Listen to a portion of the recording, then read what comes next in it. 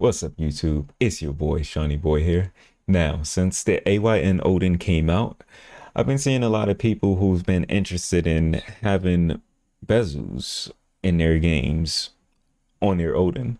Now, a lot of people like to use the Pegasus-installer, which I feel like one, it's real difficult to even use the Pegasus-installer, even if you follow the instructions. For a beginner, sometimes it's super hard still. Two, I think their bezels on that is just still downright ugly. And three, Pegasus installer I feel like messes up a lot of things within RetroArch. So I'm going to teach you how to do it manually so you don't have to deal with any of those three problems. And let's go straight through it. The first thing we need to make sure is that you are on your PC. You will need a PC for this. Second thing, you need to make sure you have two things installed. RetroArch, if you don't really have that installed on your PC, and you also need to go and find the Bezel project. This is the software that will give you these bezels.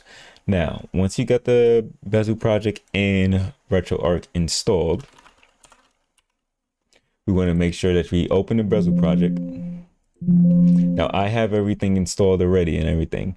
I can't remember if the menu options might be a little bit different when you first install them, but the first thing you want to make sure is if you see the screen right here, make sure you go to preferences and come down here to where it says RetroArch install directory. You want to hit select here and find where you have RetroArch installed at. So wherever you haven't installed it, find it within your directories and then hit OK. Right here where it says bezel style, it says system art or theme. I would just go with theme because theme will give you both the custom themes for each game and the actual ones for the system. Now the system ones do not look like this one, what they show. These might be some older ones. They look way better than what those look like now. But either way, we're going to put theme on that. Then you want to hit save. We want to come back to this main menu of the Bezel project. Go to download /install /update bezel pack.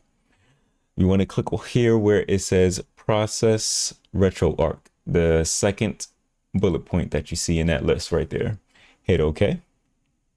It will bring up this menu right here. Once you see this menu right here, you want to select all of the systems that you want RetroArch to see the bezels for. Now, please keep in mind, this only works for RetroArch. There's no way to get bezels on Android with any other system right now, with any other program right now. So if you got certain things like PlayStation 2, using the SX2, or if you got the Nintendo Switch emulator Skyline, or if you are using Dolphin for GameCube and Wii, you cannot use bezels for them because they cannot be used within RetroArch for Android at the moment. So please keep that in mind. If you have any of the games that you're not using, that you aren't using in RetroArch, you cannot use bezels for them. So if your N64 is using Mupen, if your Sega Saturn is using Yobas, if it's using that, you can't use bezel for them. It have to be in RetroArch. So go ahead and choose the systems that you want. To click multiple systems at the same time, you want to click once somewhere, then hold down your control key and then start clicking in multiple areas. You can scroll down and click in multiple areas for all the systems that you want. Once you got all the systems that you want, you just want to make sure that you are overwriting. Say yes. I would just go ahead and hit this option even if you haven't done this before. And prompt for installs or uninstalls, go ahead and just keep that with yes and then hit OK. After you do that, it'll start installing all your bezels. Once all your bezels are installed, they should be in your RetroArch folder, and you'll see a folder that says overlays. Once you go in that folder, you're going to have a bunch of different bezels where you see PNGs and CFGs. You'll see the system bezels, and then you also should have bezels for per game as well. The PNGs will just show you what the bezels look like, but they are not the important files that we need. The important files that you need are the CFGs. These are the important files, and these are the files that's that RetroArch will read to put these bezels onto your games. Now, once you got all of the CFG files that you need, be it the system or the games, if you look inside different folders, you should see the game ones if they are in separate folders. And you can move these all to your SD card that you're using on your Odin or whatever Android device that you will be using for this. Next, we want to go to our Odin. And on Odin, no matter what launcher that you're using, no matter what front end that you're using, we just want to boot up a game in RetroArch, and we want to make sure two things. One, we want to make sure that the game actually boots up in RetroArch with no problems, no issues, and actually boots up. And two, you want to make sure that you have a button map to open up your menu.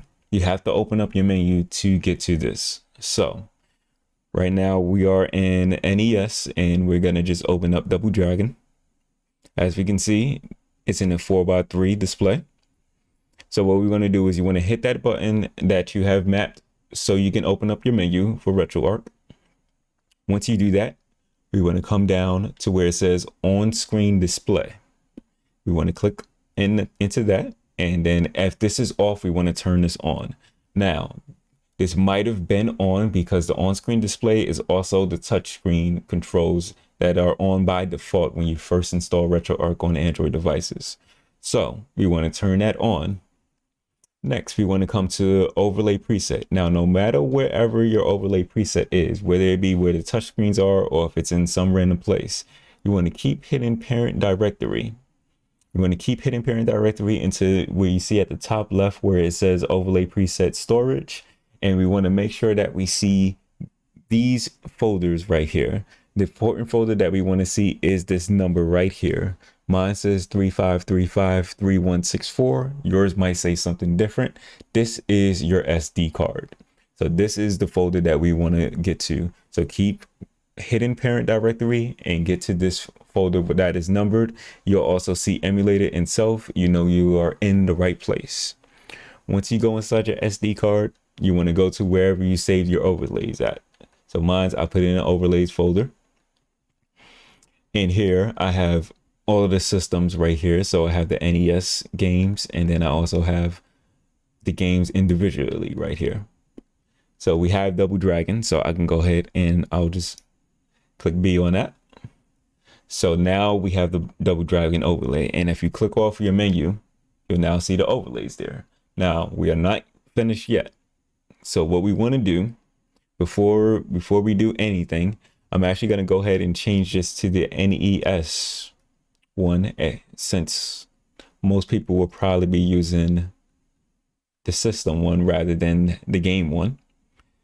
So we have the NES one right here. So before we close out anything, we want to go out of the overlays. We want to go all the way down to where this says overrides. Now, you have three different options right here. You have save core overrides. Save core overrides means this will save the bezel for that specific core. So if you have all your NES games and you only have NES, you want to hit you have all your NES games and you have the NES bezel and you want that NES bezel for all of your NES games, and then all your NES games are using that same core, you want to hit save core overrides. If you have certain NES games all in the same folder, meaning not the bezels but the actual game, your actual ROMs are in the same folders, you want to hit save content directory overrides. Now, if you are doing individual games where you just want the overlay bezel just for that one game, you want to hit save game overrides. So right now, since we have the NES one, we'll go ahead and hit save core overrides. Now we have the NES bezels right here. Now, if we close out of RetroArch, and if we go into another NES game, let's say we go into Super Mario Bros. Once we open Super Mario Bros, that bezel stays right there. Now, for some games, you might see that the bezels don't fit all the way. Now, what you have to do with this is you want to go back to the menu. When you're on this menu where it says resume, you want to hit whatever your back button is. If you're set for the Xbox controls, you want to hit A. If you're set for the Odin controls, you want to hit B. Next, you want to come over to the side, and then you want to go down to where it says video. You want to go to scaling and aspect ratio. So this is where you want to go if you want it to fit in a certain way. Sometimes your games might be full screen. You don't want it full screen if you're using overlays. Sometimes your games might be smaller than what the overlay is. Sometimes hitting a 1x1 par might help. Let's see with this one. So that one actually made it smaller. So you can go with a custom one and actually set the dimensions and everything yourself by changing the numbers around. Or you can just try to fit certain things going by 4x3, which still doesn't fit in there. So that's up to you. If you feel like it doesn't fit right, you can go ahead and mess around with these numbers, see which ones fit right. If none of these options are working for you, you can go ahead and do custom and then start moving the numbers around with the width and everything for you. But I think for me, this is perfectly fine. For everybody else, this should be perfectly fine. Again, if you want to do this for game by game, instead of doing the core option, you want to do game option, and you just have to go through each and every game and set that overlay. Now, whenever you're doing a completely different overlay for a completely different system that you didn't do the override for, you're going to have to go through the process again of going through the override settings and finding that SD card folder, and then finding the folder where your overlays are. And you have to do that every single time. It might sound a little tedious, but at the end of the day, your games will start looking a little bit better. I really do appreciate these overlays. They look really good. Once you get everything done, now you have certain things like this where it's not fitting right. So you have to go ahead and fit around with the controls of the scaling, and hopefully you can get the scaling in there straight. Most of the time, 434 should be fine. It might be a little bit smaller, might be a little bit bigger, but again, go ahead and fit around with everything. It's on sometimes it's a core to core basis, sometimes it's a game to game basis, but that's on to you. Whatever you like, whatever you dislike, go ahead, fix it up. But you should have no problems with your overlays. Again, this only works for RetroArch and games that are in RetroArch. If you want to put overlays on PlayStation 2, GameCube, Wii, and stuff like that, unfortunately, there isn't an option for that yet on Android, but maybe some developers might come up with that at a future time. We don't know. But either way, I hope this helped out anybody who needed it. Go ahead and hit a likes and thumbs up if you like this video, and go ahead and still hit that likes and thumbs up even if you didn't like the video. Go ahead and subscribe. Leave any comments down below if you have any more questions, comments, concerns, anything I've left out, anything I should change. Anything that's big and major, I might go ahead and do an update video and change it. But at the end of the day, I hope this helped out a lot of people. I appreciate y'all. I love y'all. Double deuces. I'm out.